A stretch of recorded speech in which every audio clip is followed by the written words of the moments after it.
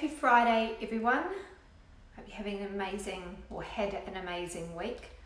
Self-employment makes me think that every day is the same. Before I get on the subject, two things. Number one, we've got our last 8-week VIP in a week. So if you're ready to take action, which I'm sure you are, then join us.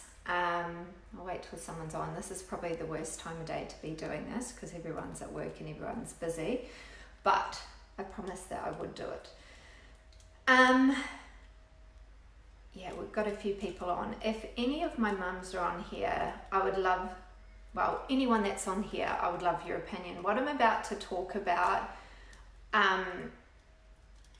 for everyone's going to have their own opinion. There's no right or wrong, and those that are on here, I would love to hear your point of view. But I was speaking to a mum yesterday who was concerned about her daughter's nutrition, and it's something that we should be concerned about, our kids' nutrition, because it is getting more challenging. We have an obesity rate in New Zealand and Australia in our children that is very worrying. We have more cancer diseases in young children, and I really think a very powerful, hey Rach, place that we can start is our kids' nutrition. But before I get into this, I'm just going to talk about my experience quickly, because it's not talking about nutrition, it's actually talking about something that was installed in me from a very young age. Now, for those that don't know, I'm an identical twin. And growing up, being an identical twin, you're constantly compared to. You know, it's like, oh, what's the difference between Nikki and Kelly? And I was always called the chubby one. And it wasn't because I was physically chubby, it's because I had chubbier cheeks. But growing up, these really powerful words made me question my body, made me think that I was different because I was chubby. I also then, I remember very clearly going to a chiropractor maybe when I was 11 or 12 and him commenting about my body shape, and I remember thinking, oh my God, because I did gymnastics, I'd landed on my head or something. And hey Jess, and it was something along the lines of, she's got quite big hips or something like that.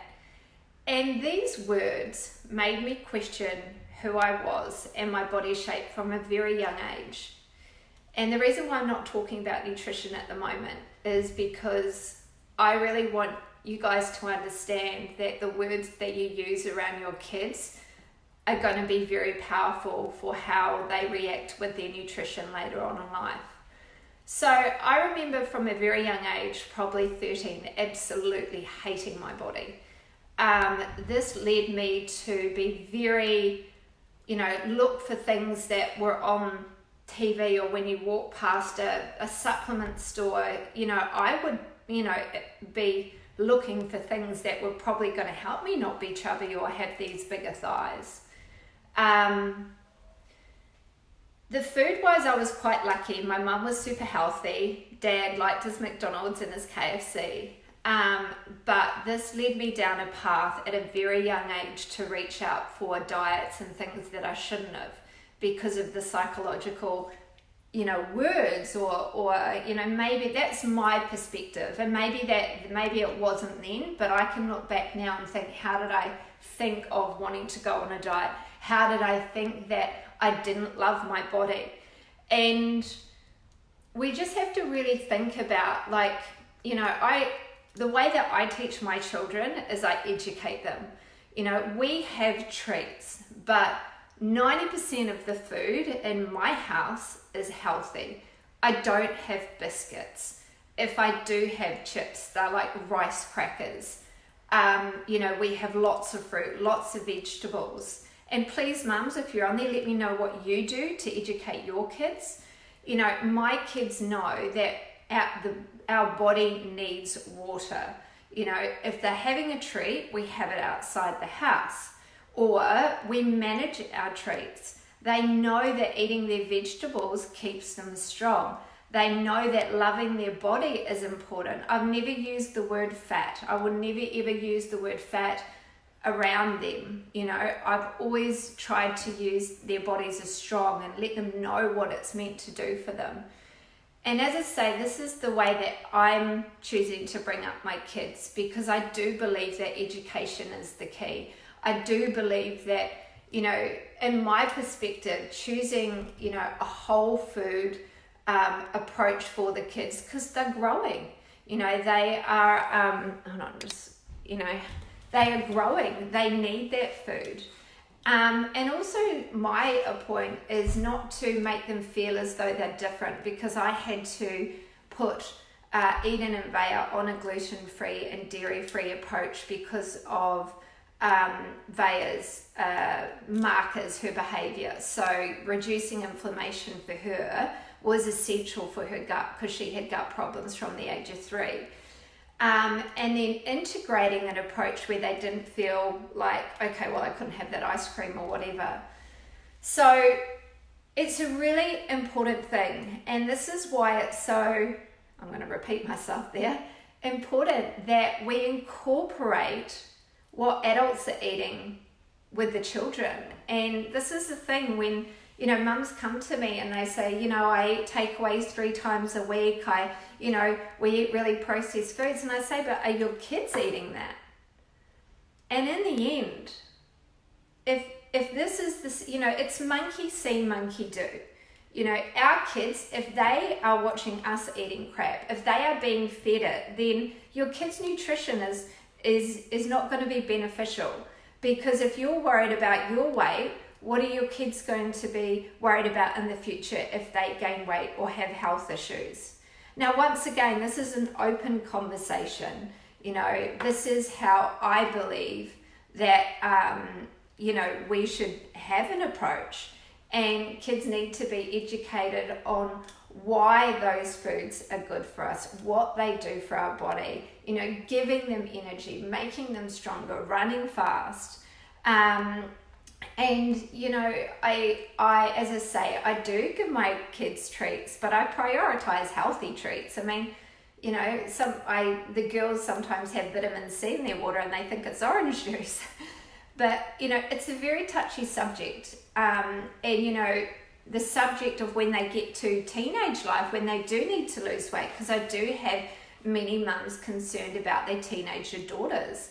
And, you know, my suggestion is to incorporate healthy eating together, because they're not going to know any difference. I don't believe the word diet should be used in a home, okay? I believe that an approach of focusing on healthy habits for the family is really important. Healthy habits creates a healthy life. I don't like the word diet. We don't use it on our program. You know, our foundational phase of the 8 weeks is all about creating healthy habits, and you could incorporate doing that with your family, and then alongside it, educating them along the way. Unfortunately, we're now being brought up in a society where people, you know, there are kids that have never tasted a vegetable. There are kids that only know processed foods. And as parents, it's our responsibility, yes, it's our responsibility to step forward and take action with this the right way.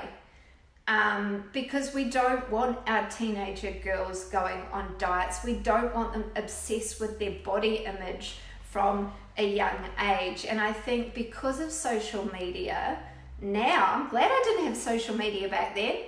You know, we have to really install this from such a young age, and especially with regards to self-love and body image. You know, because it's such a powerful tool, because, you know, they learn from such a young age, and it's scary. I'm scared sometimes. As I say, am I doing the right thing? I'm doing the best I know possible.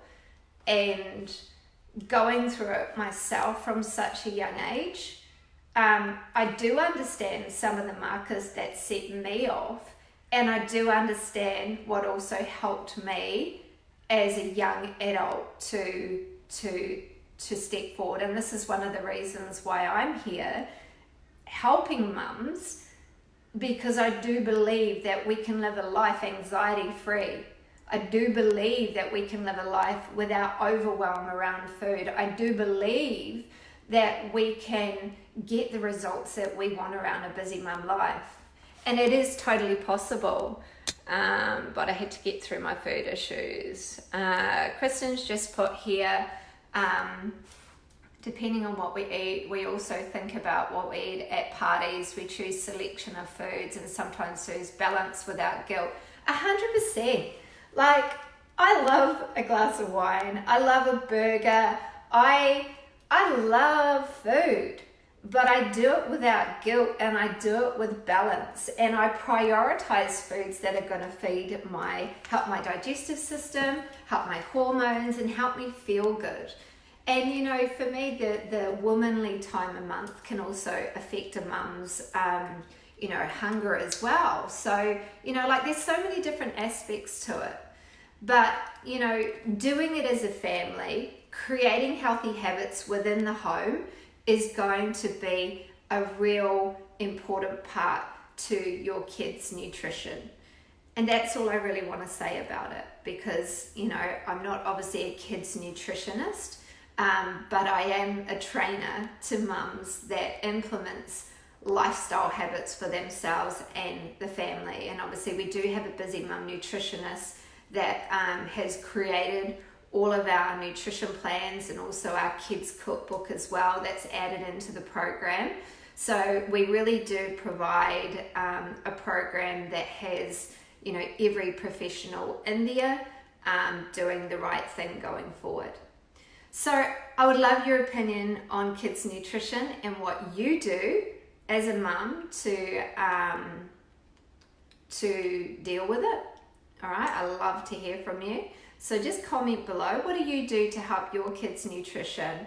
What do you find that works really well? And let me know your story so I can understand exactly. And maybe, you know, as I say, conversation is good. Positive conversation is good. In life, what might work for one person might not work for another. And that's definitely something that I've, you know, seen over the last few years. But I think talking about it is something that really needs to be spoken about. Just where we are, you know, in life with social media and everything. So I hope you have a wonderful day. I'll answer any questions or messages below, but I will speak to you soon. See you later.